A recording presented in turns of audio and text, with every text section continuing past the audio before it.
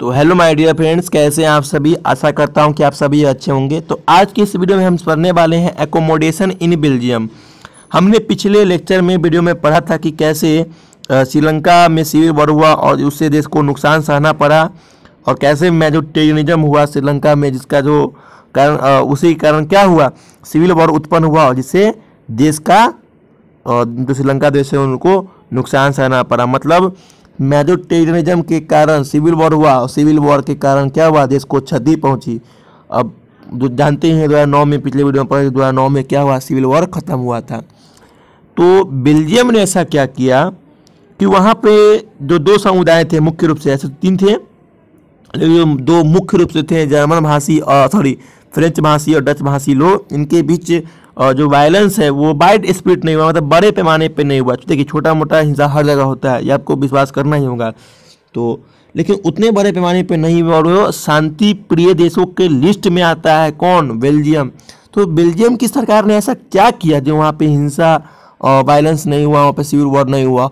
अब चूँकि आप जानेंगे कि श्रीलंका में क्यों हुआ, क्योंकि वहाँ सरकार ही एक फेवर में काम कर रही थी, स्टेप ले रही थी सिर्फ शिमला लोगों के प्रति। तो इस कारण से वहाँ पे क्या हुआ, सिविल वॉर हुआ। क्योंकि देखिए, इसलिए चैप्टर का नाम दिया गया है पावर शेयरिंग। पावर का बंटवारा होना बहुत ही जरूरी है। आज हर कंट्री में डाइवर्सिटी है। यदि कंट्री में डाइवर्सिटी है और आप पावर का बंटवारा नहीं करेंगे तो देश का यही हाल होगा जैसा श्रीलंका में हुआ।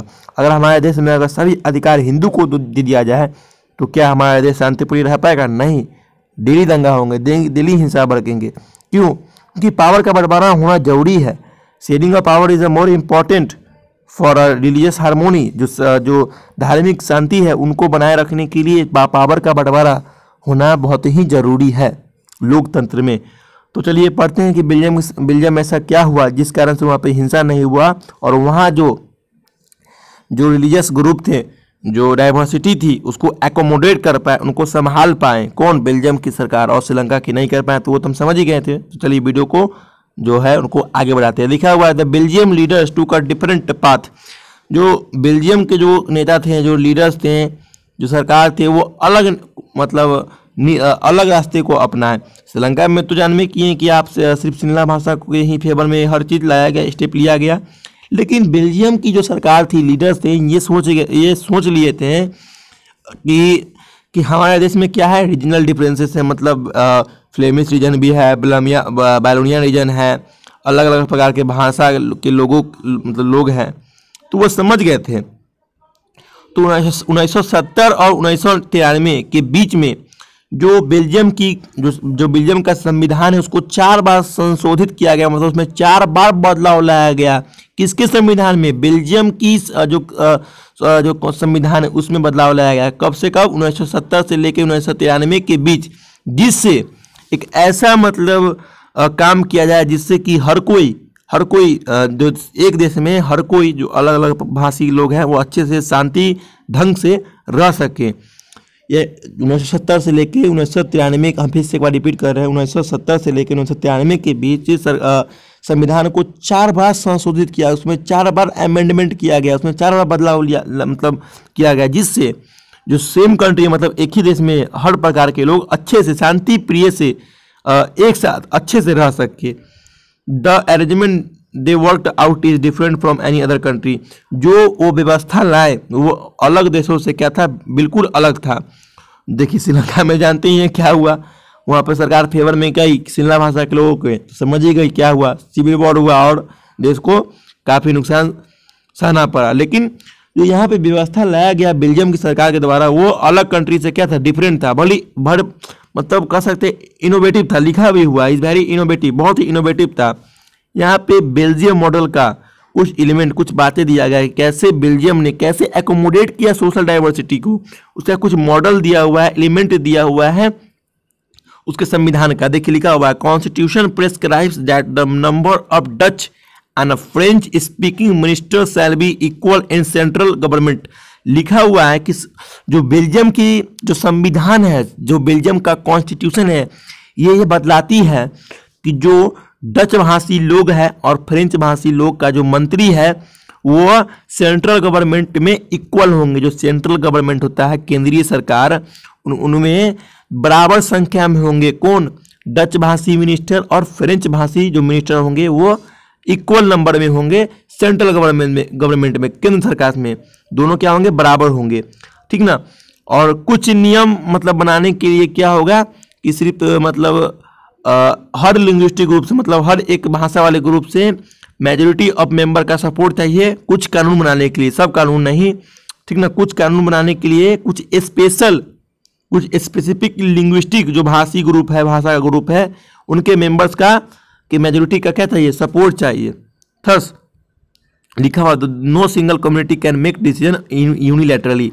इसे क्या होगा, कोई भी एक समुदाय अकेले निर्णय नहीं ले सकती है, क्योंकि कोई भी निर्णय लेना है तो हर लिंग्विस्टिक ग्रुप से जो मेंबर्स है उनको मेजोरिटी में आना होगा। मतलब कहने का मतलब कि सपोज कीजिए कि हमें कानून बनाना है तो होगा क्या कि हमें हर लिंग्विस्टिक ग्रुप, हर भाषा के लोगों के मेंबर्स है उनसे क्या होगा, सपोर्ट लेना पड़ेगा। वो मेजोरिटी में होना चाहिए, मतलब मेजोरिटी सपोर्ट होना चाहिए। इन्हें कि 5 गो लोग सपोर्ट किए हैं और 6 गो लोग अनसपोर्ट किए, तो ये नहीं होगा, ज़्यादा सपोर्ट होना चाहिए, ठीक ना। तो इससे क्या होगा कि कोई भी एक समुदाय है वो कानून नहीं बना सकती है, इनसे सभी को फायदा है। अब देखिए दूसरा पॉइंट दिया हुआ है, many powers of the central government, बहुत सारे पावर्स जो सेंट्रल गवर्नमेंट के थे वो किनको दिया गया है, given to state governments of the 2 regions of the country. जो सेंट्रल गवर्नमेंट्स के बहुत सारे पावर थे, शक्तियाँ थी, उन किनको दिया गया, स्टेट गवर्नमेंट्स के जो देश के 2 रीजन थे, कौन कौन थे, फ्लेमिश एंड वॉलोनिया रीजन। इन देशों में इन दोनों जो क्षेत्रों में जितने भी स्टेट गवर्नमेंट थे उनको पावर दिया गया, किससे लेकर, सेंट्रल गवर्नमेंट से लेकर किनको दिया गया, स्टेट गवर्नमेंट को दिया गया। कहाँ पे, बेल्जियम में दिया गया। सेंट्रल गवर्नमेंट से पावर लेकर किसको दिया गया, स्टेट गवर्नमेंट को। इसी को हम लोग क्या कहते हैं, इसी को तो हम लोग कहते हैं डिसेंट्रलाइजेशन, जो कि हम अगले चैप्टर में फेडरलिज्म में पढ़ेंगे। तो डिसेंट्रलाइजेशन भी इंडिया में बेल्जियम में हुआ। देखिए तीसरा पॉइंट दिया हुआ, Brussels has a separate government. Brussel जो कैपिटल सिटी है बेल्जियम का, यहाँ पे क्या होगा, एक अलग सरकार होगी जिसमें दोनों कम्युनिटी, कौन कौन, एक फ्रेंच और एक डच, दोनों का इक्वल रिप्रेजेंटेशन होगा। मतलब जितना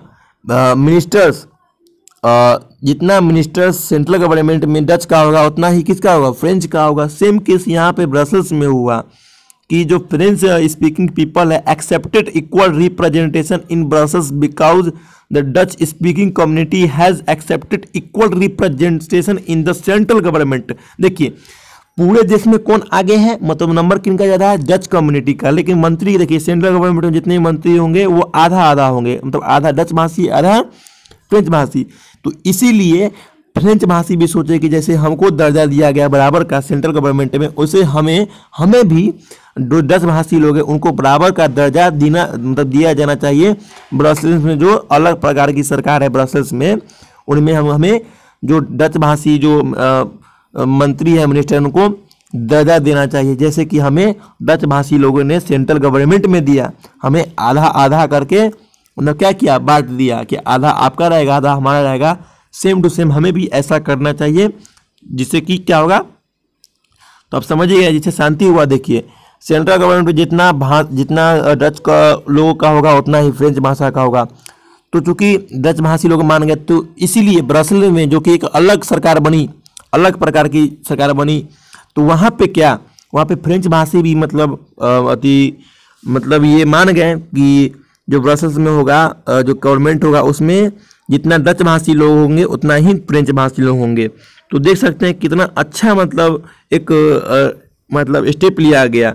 इससे कहीं भी कोई वायलेंस का गुंजाइश नहीं होता है, दोनों पक्ष मानने को तैयार है। तो जहाँ पे दोनों पक्ष मान जाए किसी भी कंट्री में, तो वहाँ वायलेंस का तो कोई स्पेस ही नहीं है, जगह ही नहीं है। तो यही 3 पॉइंट थे और नीचे भी कुछ पॉइंट दिए गए हैं। अब देखिए, apart from central and state government, केंद्र और राज्य सरकार के अलावा एक जो बेल्जियम है उनमें एक तीसरा प्रकार का भी सरकार था, जिन्हें क्या कहते हैं, कम्युनिटी गवर्नमेंट, जो कि किसी एक भाषा के लोगों के द्वारा चुना जाता था। डच भाषा हो गया, फ्रेंच भाषा हो गया, जर्मन भाषा हो गया, तो ये अपना अपना एक एक कम्युनिटी गवर्नमेंट बनाते थे, सिलेक्ट करते थे, चुनते थे, इलेक्ट करते थे, ठीक ना। अब no matter where they live, ये कोई मायने नहीं रखता है कि वो कहाँ रहते हैं, वो फ्लेमिश रीजन में रहते हैं या बालोनिया रीजन में रहते हैं। हर कम्युनिटी एक अलग अपना मतलब कम्युनिटी गवर्नमेंट बनाएगी, इसमें वो कौन सा ये जो गवर्नमेंट है वो कौन प्रकार का डिसीजन लेगी, वो कल्चरल, एजुकेशनल या लैंग्वेज जो रिलेटेड इश्यू है उसका निर्णय लेगी, ठीक ना। मतलब उसी का पावर होगा इस गवर्नमेंट के पास। कौन गवर्नमेंट? कम्युनिटी गवर्नमेंट, जो कि एक खास जो लैंग्वेज के लोग हैं उनके द्वारा चुना जाएगा, ठीक ना। अब देखिए, तो अब देख लिए कि बेल्जियम मॉडल जो है काफ़ी मतलब कॉम्प्लिकेटेड है, समझ रहे हैं कि सही में कॉम्प्लिकेटेड है, हम पढ़ भी रहे हैं। और ये दरअसल असली में कॉम्प्लिकेटेड है। जो बेल्जियम में लोग रहते हैं उनके लिए भी ये सही में कॉम्प्लिकेटेड है। जो कि हम पढ़ रहे हैं तो हमें इतना कॉम्प्लिकेटेड लग रहा है बेल्जियम का संविधान, तो ये रियल में भी जो बेल्जियम के लोग ही हैं उनको भी ये संविधान क्या है, कॉम्प्लिकेटेड लगता है। लेकिन ये संविधान काफ़ी अच्छा है क्योंकि ये शांति को बनाए रखने वाला संविधान है। इससे कहीं कोई दंगा हिंसा का कोई गुंजाइश नहीं है। देखते हैं कितना अच्छा से सोशल डाइवर्सिटी को एकोमोडेट किया हुआ है। तो चूंकि देखिए श्रीलंका में नहीं हो पाया, वहाँ की सरकार ये नहीं सोच पाई, जिस कारण से वहाँ सिविल वॉर हुआ, देश बर्बाद हो गया। लेकिन ये बेल्जियम की सरकार ने सोच लिया, स्टेट गवर्नमेंट बनाई, सेंट्रल गवर्नमेंट बनाई, कम्युनिटी गवर्नमेंट बनाई, अलग अलग प्रकार की गवर्नमेंट बनाई। 4 बार संविधान को संशोधित किया गया, जिनसे अच्छे से जो अलग अलग प्रकार के भाषी लोग हैं वो अच्छे से क्या रह सके एक साथ। अब देखिए जितने भी व्यवस्था ये लाए गए संविधान में, बेल्जियम की संविधान में एक अच्छे से काम किया, कोई दिक्कत नहीं हुआ ये काम में। इनसे क्या हुआ, कोई प्रकार का मतलब जो सिविक स्ट्रिप होता है वो नहीं हुआ। और जो कंट्री देखिए जहाँ पे कम्युनिटी के बीच हिंसा होता है तो वहाँ पे एक हो जाता है बंटवारा। हमारे देश में जब 1947 से पहले चिटपुट हिंसा या बड़ा बड़ा दंगा हिंसा हिंदू मुस्लिम के बीच क्या होने लगा था, धार्मिक हिंसा होने लगा था। तो इन्हीं कारण क्या हुआ, हिंदू मुस्लिम जो था इनके नाम पर क्या हमारा देश बट गया, इंडिया और पाकिस्तान में। बाद में चल के तो पाकिस्तान में बट गया, ईस्ट वेस्ट पाकिस्तान और वेस्टर्न पाकिस्तान में। जो कि आज का जो ईस्ट पाकिस्तान है वो कौन है, बांग्लादेश है।